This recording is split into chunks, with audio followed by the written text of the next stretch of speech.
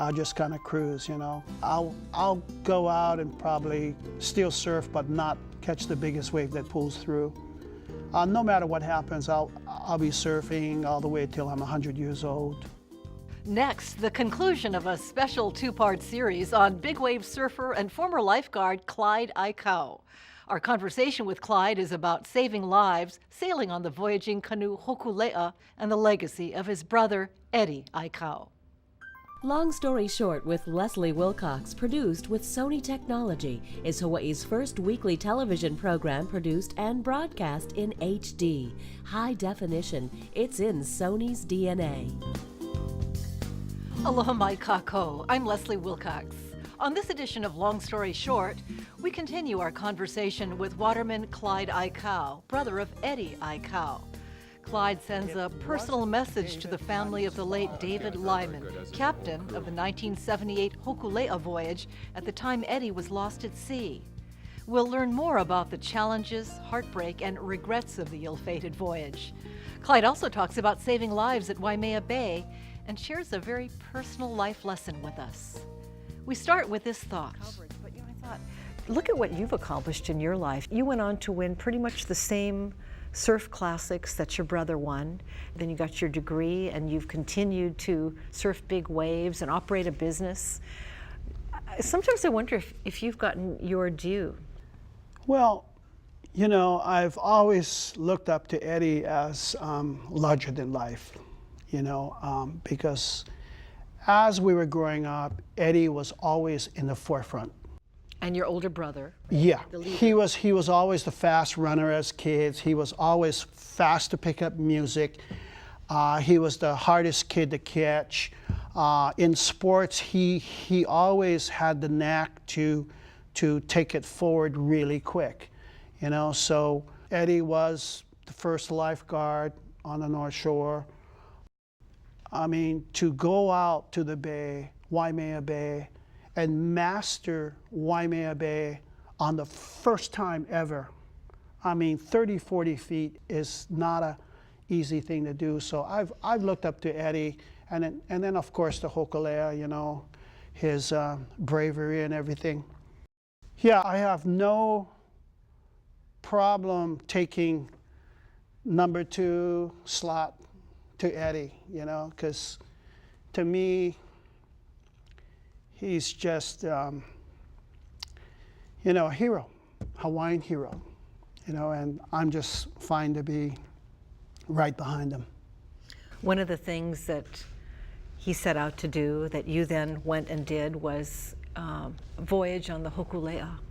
Wasn't that hard for your family to let you go on after Eddie had disappeared when he set out on the Hokulea? Well, the 1995 voyage coming back up from Nuku'iva, for the family, it was more like a trying to close the circle kind of thing. Eddie left in 78, did not make it. I was supposed to join the Hokulea. It's not like my family forced me to do it or anything. I just want to make that straight. You know, I personally wanted to do it myself because I believed in closing the circle of a voyage. And this was almost 20 years later, 95. 95, Eddie got lost at sea at 78. So, you know, going down to Nuku'iva and sailing back up was okay for me. I felt very comfortable being on the voyage and not training. Now, you have to train to be invited on this voyage because, you know, you need to be able to handle the rigorous sailing voyage, and you got to know what to do on the Hokulea and so forth. But I felt comfortable because I windsurf, I sail, I drive boats, I surf, you know, dive, everything, so I felt real comfortable. We were at sea for 29 days, coming back up from Nuku'iva to Hawaii. It was exciting for me when it got heavy storms. You know, heavy storms, take the sail down, Hokulea's going up and down. I like excitement. You didn't have disturbing thoughts about Eddie on that voyage? No, everything was great, but a real quick, this island that we were on was called Nuku'iwa, and it's like it's about the size of Waikiki Beach from the Natatorium to the Hilton Hawaiian Village. And this is a place where there's only about 100 people there, and when it comes about 5 o'clock, it's lights out. Well, on the last night that we were there, we had to go to bed and sleep because we have a long voyage to go the next day. So anyway, I was sleeping in this 10 by 10 room. I was on one side of the room and my partner was on the other side of the room. She woke up 3 times that night, and she looked over to where I was sleeping, and she saw someone sitting down in a chair, leaning over me with a headband on. Was that Eddie looking out for you? No doubt, no doubt. Have you felt that before? Yes, in 1986 when I won the Eddie Aikau first Quicksilver surfing event. Waves were 20 to 25 feet, 30 feet. And it was breaking on a wind day where we had a west wind. And a west wind would give you kind of like an onshore break of the wave. It would break here, it would break here. And it's a real scary wave to ride the bay, but I feel comfortable in riding on days like that. Anyway, I was paddling out from my heat, and as I was paddling out, there were 2 turtles there. And as I was coming closer and closer, these turtles popped up and looked at me, and it was like, "Brother Clyde, follow me." So I looked at these 2 turtles and I followed them. And this is where everybody sits down, all 5 guys, and I would follow the turtles past them and go deeper than all of them, about 100 feet out. And as soon as I got to that point, the biggest wave of the day would just pull right in, and I'd jump right on it and just rip it up, come all the way in, and I'd paddle out, and the turtles would be there again. And I'd follow these turtles again. Who were the 2 turtles? I'm looking at it as Eddie was one of them, and Jose Angel, one of the other big wave pioneer surfers. Who in also the 60s. died too young. Yeah. So, you know, like I said, our family is very spiritual, and you know, it's things that you can't explain, but I really believe that my win that day was with the help of the turtles. Have you ever wanted to explain something about your family or your life or the publicity about Eddie that you haven't had a chance to explain before? Eddie was a very shy guy, you know, and he was mostly a guy where he would mind his own business. But if it got to a point where somebody needed help for anything, he would always be the first guy there. And I just wanted to make mention that there was a lot of blame that went around when Eddie got lost at sea in '78, and a lot of the blame went on to the captain of the Hokulea, Lyman, David Lyman. You know, David Lyman had passed away, and I went to his funeral. You know, the whole family was there, the entire Honolulu was there, and I wanted to go up and express to the family that it wasn't David Lyman's fault that Eddie got lost at sea. And that, because I never had a chance to sit down with David Lyman and just talk story, you know, and let him know how I felt and how the family felt. And that, that at his funeral, I wanted to get up there and tell his family, especially, and the whole Honolulu, that it wasn't David Lyman's fault, and that I personally and the family feels the same way, and that no matter what David Lyman did to Eddie, even if he tied Eddie down, that wouldn't have prevented him from grabbing the surfboard and go and get help. Anyway, I just wanted to let the the family know that. Because I'm sure Captain Lyman carried that with him. I mean, no captain wants to lose anybody on his watch. I know. And I feel bad that I didn't have a chance to express that to him when he was living. But anyway, I just wanted to let the family know that. That's wonderful.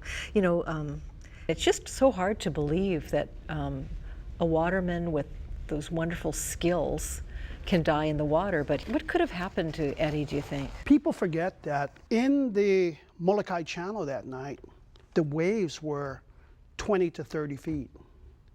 And you're talking 20 to 30 feet Hawaiian coming every direction, every 5 seconds.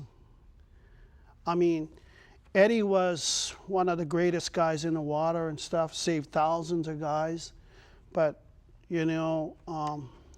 putting yourself in a situation like that is, I think, pretty difficult. Do you think he knew he was going into that? Well, some people say that Eddie knew that it was going to happen and this and that, but who knows? Because Eddie was the kind of guy where he was always prepared for the worst. He would go to the country and he'd take 3 different sets of clothes all the time on a Friday night, because he never knew where he was going to go. But wherever he was going to go, he wanted to be prepared. And prior to him going on the voyage, he did the same thing. He had a letter for the family that said Clyde gets all the boards and this and that, And a lot of people look at that as, him knowing that he wasn't going to come back, but it was just his nature, But I like to say Eddie's lost at sea, and he's off on some island and got hooked up with some Polynesian girl and has 20 kids and can't remember where he's from. That's what I like to do. Yeah. I wonder if he might have thought, even if the odds were against him, that somebody had to try. Well, it was very extreme that night. I mean, they were floating in the water over 20 hours. There was no food, there was no communication. People were going into a frozen state because it was so cold. There was women on board. Everybody was scared because they were drifting outside of the airplane route or something where the planes won't be able to see them anymore. So everybody was frightened, and Eddie could see that. And just being the guy who he was, went to go get help, But I go around to different schools and I make presentations on the Hokulea and Eddie and what he was all about. And I always like to say that, no matter what you do, you might not have to give your life to save someone, but to help someone in any way you can is what his life was all about and what his spirit is all about. And also, no matter what you do in the ocean, let it be riding a boogie board in Waikiki or riding the biggest wave on the North Shore or riding Jaws or just swimming, just making sure that you're comfortable in where you are and you're enjoying the water at that moment is what is important. The Aikau brothers certainly enjoyed the ocean, but only after their lifeguarding duties were done. And what terrific lifeguards they were. During the time they worked together at Waimea Bay, they had a most remarkable record. We never lost one person in 10 years, almost 10 years. And in those years, we had no jet skis, we had no helicopters, we had no boats. All we had was a 12-foot surfboard, big fins, and a life buoy. I mean, we saved hundreds of people, but on a regular day, we'd save 3 people that are not breathing at the same time.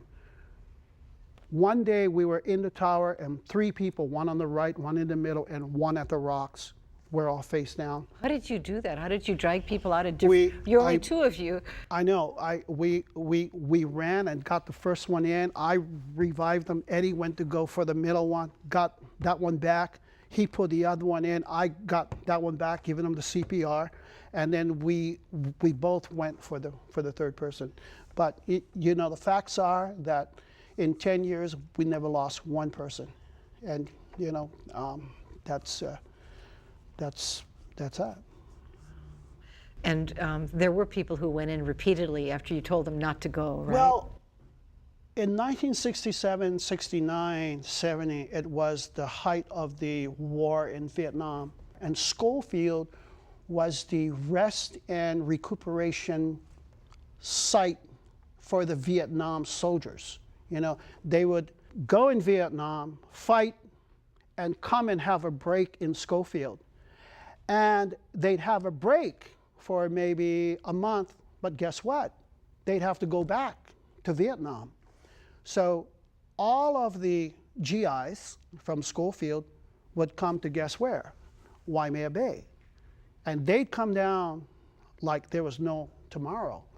They'd come down with 5, 6 coolers and food and all of their buddies, and they just wouldn't listen to us. You know, we'd tell them, stay out of the water, it's dangerous, and they wouldn't listen to us. So the same person we'd actually save about 3 or 4 times. And did you almost lose your life in the process of saving another?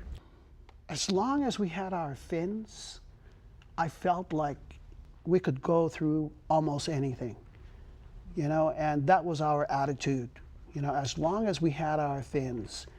Because no matter how big the wave is and the impact, it's only for maybe 15 seconds or 20 seconds. And I know, and Eddie knew that he can hold on for that long, and then it subsides. And by that time, you're already pulled in closer to the shoreline where it's not so, you know, turbulent. So basically, for he and I, we knew the currents, we knew where to go, we knew where not to go. You know, when Eddie vanished, it seems to me, I mean, he was your best friend and your brother, and you'd had so much time together, real quality time together in the water, at home. You know, that must have been really hard for you not to have that person who knew you so well. In '78, when we lost Eddie, no doubt I was all boss up. I mean, totally boss up. I mean, I couldn't go to the North Shore for a couple years. I didn't ride any big waves for a couple years. You know, it was just everybody moved back to the graveyard. My brother Solomon was in Hokule'a. I was on the outside of Hokule'a when I met your husband Jeff many years ago. We all left our houses on the North Shore and moved back to the graveyard to try to stay close to the family and try to recoup, try to get through it. For me personally, what saved me was this sport called windsurfing. In '79, I got captivated by windsurfing. And at that time, windsurfing was the sport of the world. And I totally threw my whole body, soul, spirit into windsurfing, into learning the sport, into mastering the sport. And I literally sailed every day for 1 year, and I used to follow the world's best windsurfer, Mr. Nash, Robbie Nash. I would chase him every day because he was the best in the world, and I wanted to learn the sport. So for 1 whole year, I just threw my whole self into windsurfing. I actually forgot my wife and, you know, forgot almost everything and just threw myself into that. And as I mastered the sport, and then I got back into the big wave riding again, and then I went back to the North Shore, and then everything slowly was okay, but very difficult, yeah, very difficult. And you've lost other family members too. So it's you have all these joys and these losses too. Well, you know, our family, as a lot of people know, has been through a lot of tragedies. My brother in 1973, Gerald, went to my graduation party, University of Hawaii graduate. On the way home, he got into a car crash and he died. You know, obviously, I felt really terrible about it. But, you know, every family goes through a lot of tragedies, and, you know, you just gotta look around you at you know, the loved ones who are here today, especially the young ones, and just put your head down and just forge forward, you know. You just gotta shake it off somehow, but very difficult. For the men in your family, there's a danger gene, and I think your son has it too, the thrill of big waves. Well, you know, he keeps telling me, oh, Dad, I like to ride big waves, but, you know, the fact of the matter is, the real money in surfing is surfing small waves, you know, doing all the fancy moves and the aerial flying in the sky trip, you know, that's where the big money is. And, you know, surfing big waves, yeah, there's some money, but when you go big wave versus small waves, you know, the guys who ride the small waves make a lot more money. And it's, you know, the risk is not as high as surfing big waves. So, you know, I keep telling him, son, you don't need to ride big waves. It's okay, you know, just keep on doing what you're doing. But yes, he's got that urge to ride some big waves, but I don't force him to go out. I just let him go at his own pace, you know, just go easy, easy. How do you think your life's going to play out? How long will you continue big wave surfing?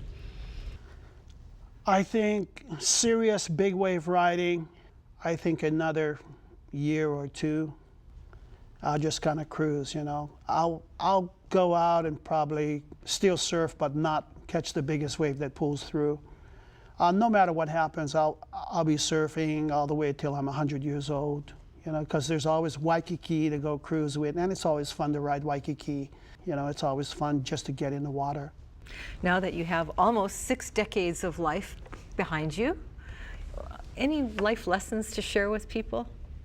I think life lessons is just try to be nice to people the best you can, you know. Traffic, people screaming at you all the time, it's tough, you know. Every street you turn, there's a road being braked up and people yelling at you. You know, you just need to try and take a couple deep breaths and just try to keep as calm as you can, because, you know, life is so short. And that's the life lesson right there. You know, a lot of guys have a lot of macho, you know, character and so forth, you know, and it's hard for a lot of people. I mean, it was hard for me. I mean, it wasn't until 30 years that I reached 30 years old that I could say to my dad, look him in the eye, Pops, I really love you. And I think the lesson that I want to say to everybody is that, you know, you never know when it's going to be your time to check out. Nobody knows that, you know? And it's really, really, really important to express the love that you have for your family especially, and for anyone, you know, at that moment, you know, because you never know what's gonna happen. I love you, Pops. What did he say? What did he say? I love you too, Clyde, you know? Clyde Aikau, number 6 child and youngest in a loving family, and a first-rate waterman who's proud to live in the shadow of Eddie's legacy. Thank you, Clyde, for being here and sharing your feelings and experiences with us. And thank you for watching. For Long Story Short, I'm Leslie Wilcox. Ahoy ho kako. Long Story Short with Leslie Wilcox is produced in HD by PBS Hawaii with Sony technology. High definition, it's in Sony's DNA. We had this one fella, big Samoan guy or Hawaiian guy or Polynesian guy came down. He was about 6'5", and he comes walking down, and the waves are huge. And we tell him, it's gonna bust you up, bro. Gonna bust you up. He just came out of prison. Been in prison for 20 years. Just got out, and there's nobody gonna tell this guy what to do. So he goes in the shore break, and sure enough, in about 2 minutes, he gets nailed. He gets nailed.